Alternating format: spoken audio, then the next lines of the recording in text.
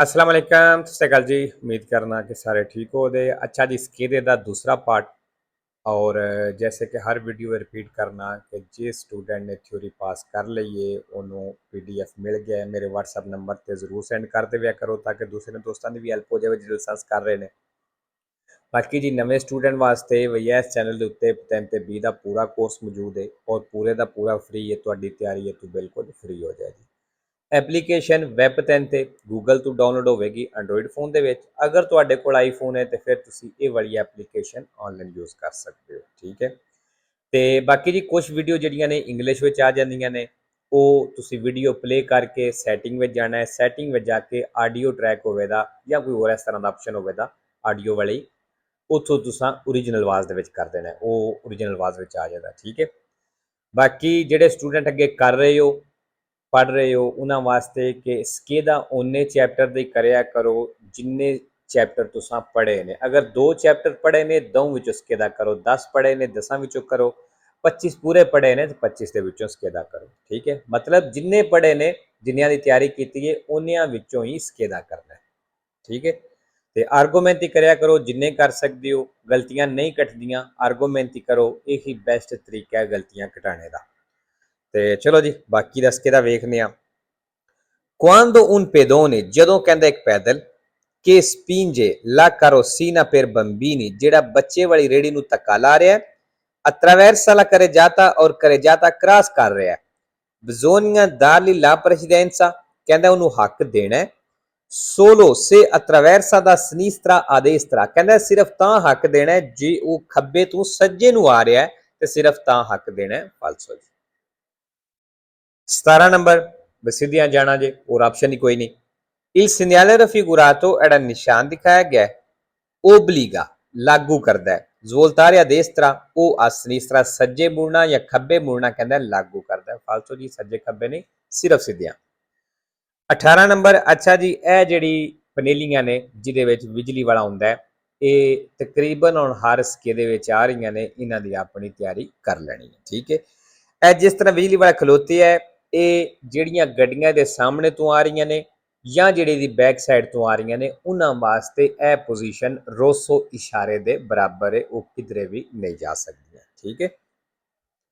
Quando il vigile dispone ਕਹਿੰਦਾ ਜਦੋਂ ਬਿਜਲੀ ਵਾਲਾ ਦਿਖਾਈ ਦੇਵੇ con le braccia aperte ਬਾਜ਼ੂ ਖੁੱਲਿਆਂ ਦੇ ਨਾਲ verso la nostra direzione ਸਾਡੀ ਡਾਇਰੈਕਸ਼ਨ ਦੀ ਤਰਫ come in figura ਜਿਸ ਤਰ੍ਹਾਂ ਤਸਵੀਰ ਦੇ ਵਿੱਚ bisogna arrestarsi ਕਹਿੰਦਾ ਰੁਕਣਾ ਵੇ prima della striscia trasversale di arresto ਉਸ ਰੁਕਣੇ ਵਾਲੀ ਲਾਈਨ ਤੋਂ ਪਹਿਲਾਂ। ਵੇਰੋ ਜੀ ਇਸ਼ਾਰਾ ਰੋਸੋ ਹੋਵੇ ਤੇ ਉਸ ਰੁਕਣੇ ਵਾਲੀ ਲਾਈਨ ਤੋਂ ਪਹਿਲਾਂ ਰੁਕਣਾ ਹੁੰਦਾ ਹੈ ਤੇ ਇਹ ਵੀ ਇਸ਼ਾਰਾ ਰੋਸੋ ਹੀ ਹੈ। 19 number il conducente deve sempre essere in grado ਕਹਿੰਦਾ ਡਰਾਈਵਰ ਹਮੇਸ਼ਾ ਇਸ ਕਾਬਲ ਹੋਣਾ ਚਾਹੀਦਾ ਹੈ di arrestare il veicolo ਗੱਡੀ ਨੂੰ ਰੋਕਣੇ ਦੇ, ਮਤਲਬ ਡਰਾਈਵਰ ਹਮੇਸ਼ਾ ਗੱਡੀ ਨੂੰ ਰੋਕਣੇ ਦੇ ਕਾਬਲ ਹੋਣਾ ਚਾਹੀਦਾ ਹੈ in condizione di sicurezza ਪੂਰੀ ਹਿਫਾਜ਼ਤ ਸੁਰੱਖਿਆ ਦੇ ਵਿੱਚ। ਵੇਰੋ 20 number giungendo ad un incrocio ਕਹਿੰਦਾ ਇੱਕ ਚੌਕ ਤੇ ਪਹੁੰਚੇ ਹੋ e consentito impegnarlo ਤੇ ਚੌਕ ਨੂੰ ਬਿਜ਼ੀ ਕਰਨੇ ਦੀ ਇਜਾਜ਼ਤ ਹੈ, ਮਤਲਬ ਚੌਕ ਦੇ ਉੱਤੇ ਜਾਣੇ ਦੀ ਇਜਾਜ਼ਤ ਹੈ। solo ਸਿਰਫ se si ha la possibilità अगर मुमकिन होवे दी proseguire जाना e liberarlo ਤੇ ਉਹਨੂੰ ਖਾਲੀ ਕਰਨਾ। ਫਿਰ ਕਹਿੰਦਾ ਸਿਰਫ ਚੌਕ ਨੂੰ ਤਾਂ ਬਿਜ਼ੀ ਕਰਨਾ ਜਾਂ ਚੌਕ ਉੱਤੇ ਤਾਂ ਜਾਣਾ ਹੈ। ਅੱਛਾ ਜੀ ਇਹਦੇ ਵਿੱਚ ਇੱਕ ਤਾਂ ਨਿਸ਼ਾਨੀ ਆਈ ਹੈ liberarlo sempre vero ਹੈ ਤੇ falso ਕੋਈ ਨਹੀਂ। 21 ਨੰਬਰ qualora il conducente ਜਦੋਂ ਕਹਿੰਦਾ driver veda un automobilisto fermo ਇੱਕ ਰੁਕੇ ਹੋਏ ਡਰਾਈਵਰ ਨੂੰ ਵੇਖਦਾ con veicolo in avaria in autostrada ਜਿਹਦੀ autostrada ਉੱਤੇ ਗੱਡੀ ਖਰਾਬ ਹੋ ਗਈ ਹੈ ਉਸ ਡਰਾਈਵਰ ਨੂੰ ਵੇਖਦਾ lo deve accompagnare ਕਹਿੰਦਾ ਉਹਦਾ ਸਾਥ ਦੇਵੇ fino alla stazione di servizio più vicina ਜਿਹੜਾ ਕੋਈ ਨਜ਼ਦੀਕ ਸਟੇਸ਼ਨ ਦੀ ਸਰਵਿਸਿਓ ਹੈ ਨਾ ਕਹਿੰਦਾ ਉਹਦੇ ਤੱਕ ਉਹਦਾ ਸਾਥ ਦੇਵੇ। ਫਾਲਤੂ ਹੀ ਤੁਸੀਂ autostrada ਦੇ ਉੱਤੇ ਕਿਸੇ ਦੀ ਹੈਲਪ ਕਰ ਹੀ ਨਹੀਂ ਸਕਦੇ। ਬਸ ਗੱਲ ਖਤਮ। 22 number la patente di categoria B1 ਕਹਿੰਦਾ ਜਿਹੜਾ B1 ਕੈਟੇਗਰੀ ਦਾ ਲਾਇਸੈਂਸ ਹੈ abilità a condurre alcuni tipi di quadricicli non leggeri ਕਹਿੰਦਾ ਇਹਦੇ ਨਾਲ ਤੁਸੀਂ ਕੁਝ ਕਿਸਮ ਦੀਆਂ ਕੁਆਦਰੀਚਿਕਲੀ non leggeriਆਂ ਵੀ ਚਲਾ ਸਕਦੇ ਹੋ। ਵੇਰੋ ਜੀ ਚਲਾ ਸਕਦੇ ਹੋ, ਕੁਝ ਚਲਾ ਸਕਦੇ ਹੋ, ਸਾਰੀਆਂ ਨੇ। ਠੀਕ ਹੈ।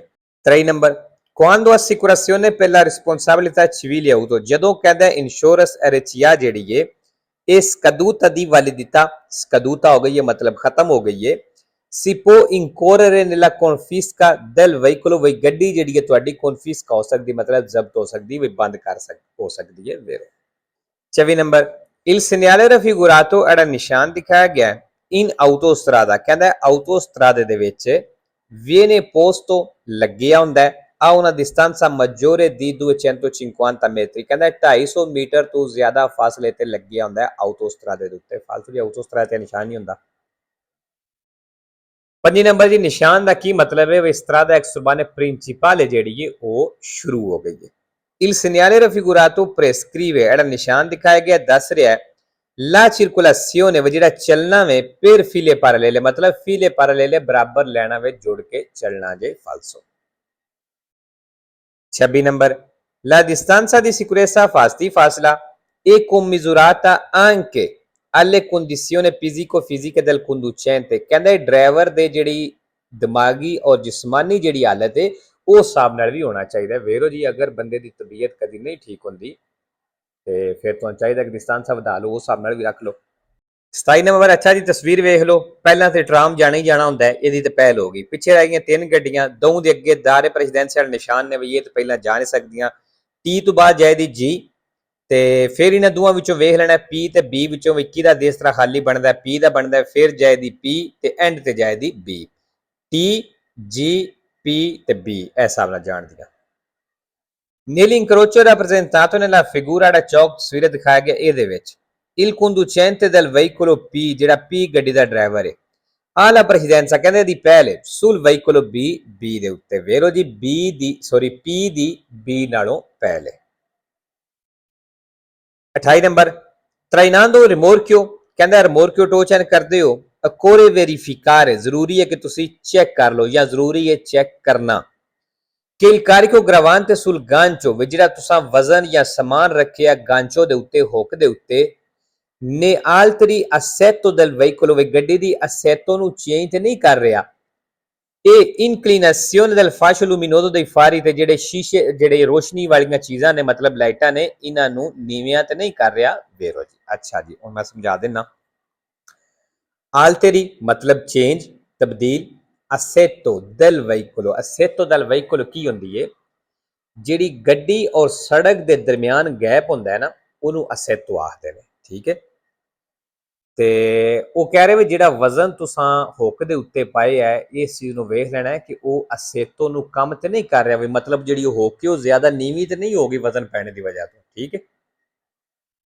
29 number in caso di pioggia, ਕਹਿੰਦਾ ਉਹ ਸੂਰਤ ਜਦੋਂ ਬਾਰਿਸ਼ ਹੁੰਦੀ ਹੈ occorre ਜ਼ਰੂਰੀ ਹੈ tenere in funzione tergicristalli, ਵਿੱਚ ਤੁਸੀਂ ਵਾਈਪਰ ਆਨ ਰੱਖੋ, ਕਹਿੰਦਾ ਜ਼ਰੂਰੀ ਹੈ। ਵੇਰੋ ਅੱਛਾ ਜੀ ਇਹਦਾ ਤਕਰੀਬਨ ਆਸਾਨ ਹੀ ਸੀ, ਤਕਰੀਬਨ ਮਤਲਬ ਠੀਕ ਆਸਾਨ ਸੀ, ਵੀ ਮੁਸ਼ਕਲ ਨਹੀਂ ਸੀ, ਵੀ ਕੋਈ ਵੀ ਐਸਾ ਸਵਾਲ ਨਹੀਂ, ਚੰਦ 1 ਜਾਂ 2 ਆਏ ਨੇ ਲੇਕਿਨ ਜ਼ਿਆਦਾ ਜਿਹੜੇ ਨੇ ਉਹ ਬਿਲਕੁਲ ਹੀ ਆਸਾਨ ਸਨ। 3 number per diminuire il rumore, ਕਹਿੰਦਾ ਸ਼ੋਰ ਘਟਾਣੇ ਦੇ ਲਈ ਇਹ necessario ਜ਼ਰੂਰੀ ਹੈ fare sostituire la marmita rovinata, ਵੀ ਤੁਸੀਂ ਸਿਲੈਂਸਰ ਚੇਂਜ ਕਰੋ ਜਿਹੜਾ ਟੁੱਟ ਗਿਆ। con una approvata, ਤੇ ਕਹਿੰਦਾ ਉਹਦੇ ਨਾਲ ਹੀ ਚੇਂਜ ਕਰੋ ਜਿਹੜਾ approvata ਮਤਲਬ ਸਪੈਸ਼ਲ ਜਿਹੜਾ ਉਸ ਗੱਡੀ ਵਾਸਤੇ ਵੇ, per quel tipo di veicolo, ਉਸ ਗੱਡੀ ਦੇ ਲਈ। ਵੇਰੋ ਜੀ ਅੱਛਾ ਜੀ ਇੱਥੇ sostituire ਆਈ ਹੈ, sostituire ਮੇਰੇ ਖਿਆਲ ਨਾਲ sempre falso ਹੈ, ਤੇ ਵੇਰੋ ਵੀ ਹੈ ਨੇ, sempre falso ਤੇ ਵੇਰੋ ਵੀ ਹੈ। ਹੁਣ ਵੇਰੋ ਮੈਨੂੰ ਨਹੀਂ ਯਾਦ 3 ਨਹੀਂ 4 ਨੇ, ਇੱਕ ਜਿਹਦੇ ਵਿੱਚੋਂ ਇਹਦੇ ਨਾਲ ਹੁੰਦਾ ਹੈ ਮਰਮੀਤਾ ਨਾਲ। ਠੀਕ ਹੈ ਜੀ, ਇਹ ਕਨਫਰਮ ਕਰ ਲਵਿਆ ਜੇ, ਜਿਹਨੂੰ ਪਤਾ ਵੇ ਉਹਨੂੰ ਤਾਂ ਜ਼ਰੂਰਤ ਨਹੀਂ, ਲੇਕਿਨ ਜਿਹਨੂੰ ਨਾ ਪਤਾ ਹੋਇਆ ਉਹ ਕਮੈਂਟ ਵਿੱਚ ਕਰਕੇ ਪੁੱਛ ਲਵਿਆ ਜੇ, ਮੈਂ ਦੱਸ ਦਿਆਂਗਾ। ਤੇ ਲੋ ਜੀ ਅੱਜ ਦੀ ਵੀਡੀਓ ਤੇ